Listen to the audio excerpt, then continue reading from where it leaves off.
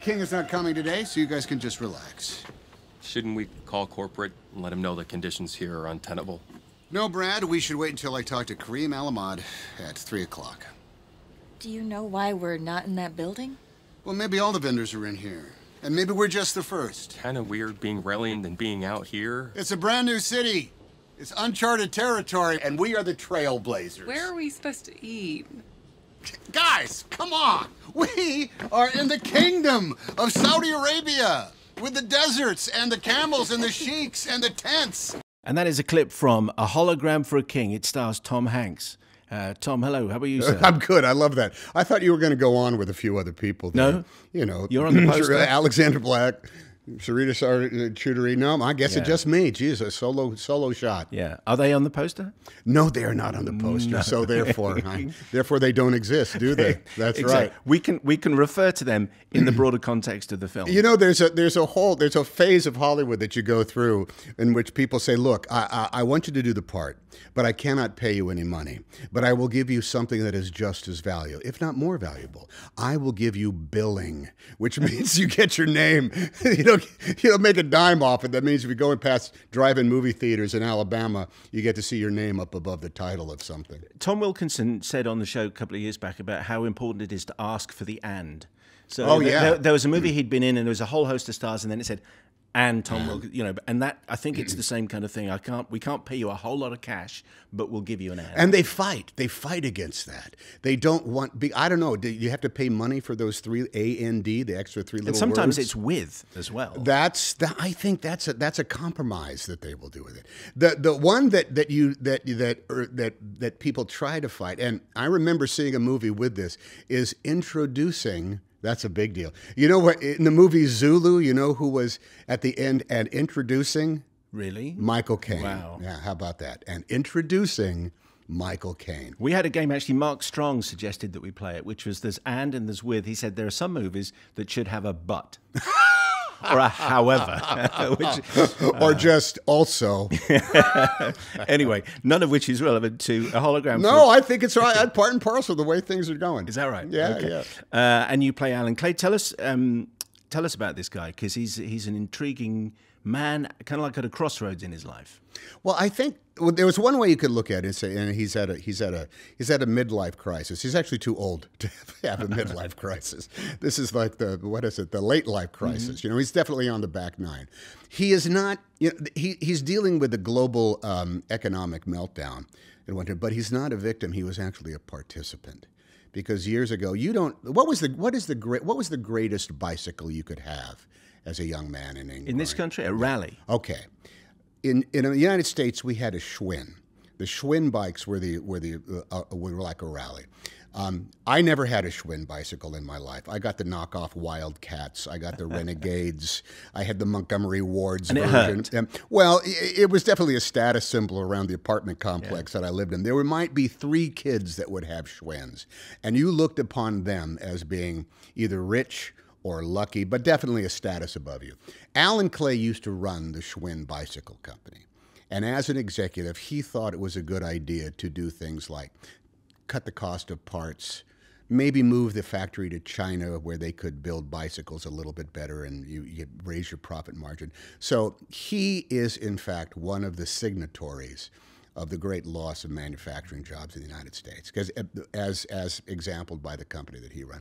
So now he is paying the price for that rationale. He's paying the price for those actions. He's now reduced to being a salesman for a company that produces a technology that he can't really understand. And if he doesn't make this sale to the king of Saudi Arabia for his 3-dimensional holographic video conferencing technology, his life actually, as he knows it, is going to completely come to an end. So a guy a bit at his seeking the moment of hope at the beginning of the morning that seems to keep us all going on, and it's just not there. There's not a spark of optimism on the horizon for him at the beginning of the film. But so even though he's part of the problem, the way you've described it, many Americans, many people across the world will identify with his sense of bemusement and befuddlement about. In fact, right at the very beginning of the movie, when you do the lines from the Talking Heads, Talking Heads song, And you say, well, how did I get here? Yeah. And you know, you've lost the beautiful wife and you've lost the beautiful car, and how did I get here? That sort of sense of bemusement, a lot of people will go, I identify with that. Oh, you're supposed to have those kind of crises and moments of everybody crosses the Rubicon at some point. But you cross the Rubicon when you're a younger man, you know, when you're 24 or when you're 28 or when you're 36. You have those moments when you have to declare what the future is. Alan Clay is once again at the Rubicon, and there's no guarantee of anything good happening once he steps into those waters and makes it the way across. He is in a place where, you know, we all sometimes operate totally on the fuel of our own enthusiasm, on the fire of our own confidence in ourselves. And if you don't have that, it becomes impossible to fake. You can't fake having confidence at some point. And for Alan Clay to have to go and deal with all of the minutiae of the rules of a place like the Kingdom of Saudi Arabia, he is just barely able to fake a confidence that he does not have. And Saudi Arabia feels like the moon. I mean, maybe it feels like the moon to him, but it feels like because sometimes the movie feels like science fiction.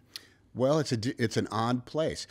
If you mention Saudi Arabia to most people, they think of one of three things. They think of Lawrence of Arabia, you know, Aqaba. You think of religious zealotry in which people get their heads chopped off and there's great cruelty. Or you just assume, well, they're all rich. They have all the oil, so everybody is a millionaire and drives Mercedes-Benz.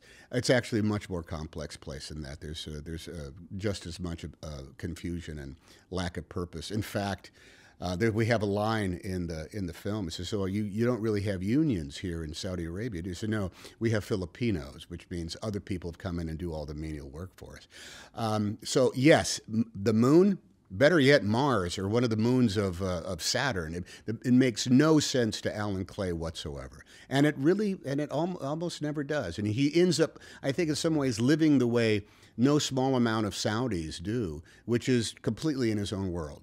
Living the way he wants to inside a very tightly controlled little realm of expertise. I haven't read the book, but from what others are commenting on it, your movie has a more optimistic tone to the book. Would that be fair? Well, I think it is fair because Tom Tykwer, who directed and adapted Dave Eggers' novel, and Dave was involved every step of the way, says that you can have one sense in literature, but cinema there has to be some degree of hope. I think there is very much a there is a philosophical DNA to the book that we have in the movie, without question.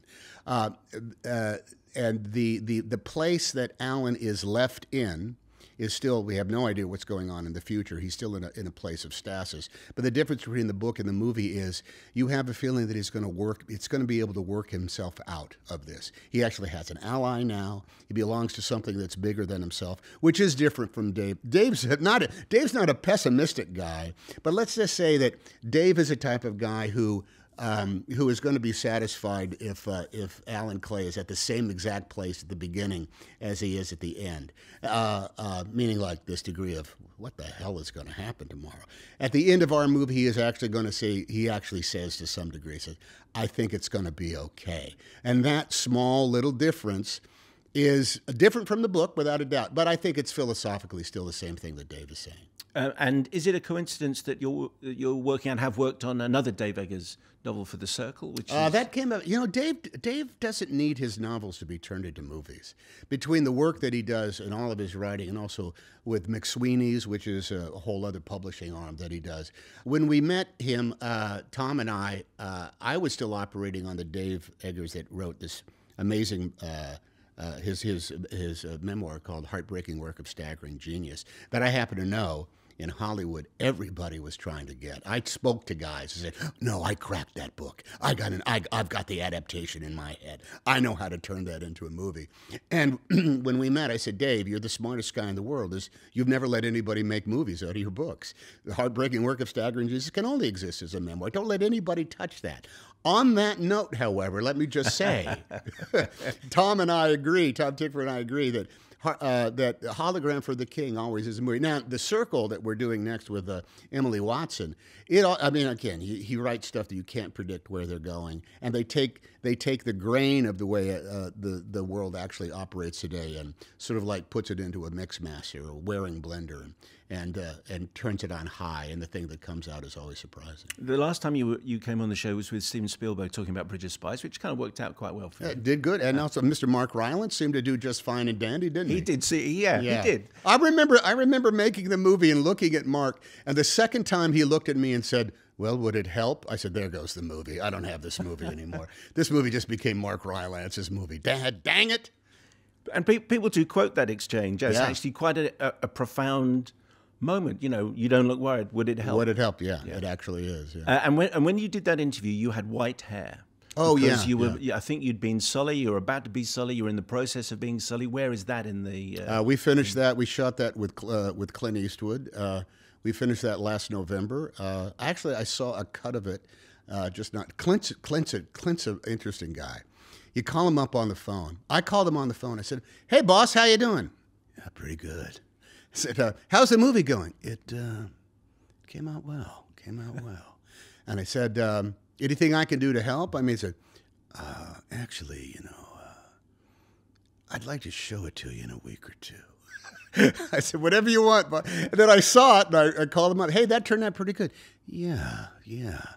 I think it came out nice. So that's dealing with Clint Eastwood. What you're saying is he's exactly the same on the phone as he is in the movies. You know, as a matter of fact, I had a meeting with him, and I was talking to him about ideas of what to do, and he had the look on his face that was literally, "Make my day, punk." You know, you feeling like he was scowling at me, he was squinting at me, and I thought, have I just said something that's going to get me shot?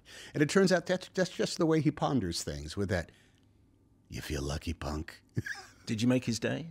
I did make his day. I think geez, I hope so. Can you tell us anything about Toy Story 4 and people who think you were part of maybe the greatest trilogy in movie history? We have already recorded some sections of Toy Story 4. Tell us it's great. Well, I mean, I don't get to see that. They now keep this like secret. You know, that I only really am. They used to have an entire script like a regular movie. Then they just started showing us the storyboards. Here's what you're going to do. Here's what you're going to do. And then once they showed us an animatic on the third movie, they actually put us all together in a room and we watched an animatic with scratch dialogue, Jeff there, and we saw the whole movie before we recorded a single word of it. Now they just show us the stuff that we're in, and keep everything else like sort of top secret. So I've gone on and I've worked alone, and I've worked with Annie Potts, who plays Bo Peep. And the thing is that the animated movies, they take about 3.5 years to make. You go in about every 6 months and do a little bit of work. But it's definitely in the process, and will be out soon. And what's funny is that there are now grown-ups with their own kids that were young when they saw the first Toy Story. And here's the smartest thing I ever did. I don't drink a lot, and I don't smoke at all, so my voice is still high pitched and whiny. So I can actually match Woody of 23 years ago on because they have every line I've ever said on the DAT. They've got it in a hard drive somewhere, and I can more or less sound the same. And our condolences about Aston Villa.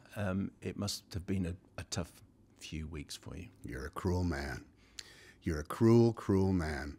Here's what I would have liked to have done, is just come over at the beginning of the season and put, say, you know, 100 quid on Leicester at 5,000 to 1. I wonder if anybody has done that, just to take a shot at that. But don't look at me with those Aston Villa eyes. Don't look at me with those You could buy the club. relegation You could eyes. buy the club. Come on. I think it's for sale. Listen, it's happened before. Every team goes through, you know, peaks and valleys. We're in a bit of a valley right now. But all good things come to those who wait. Tom, always a pleasure. Thank you very much. Delightful. Thank you so much.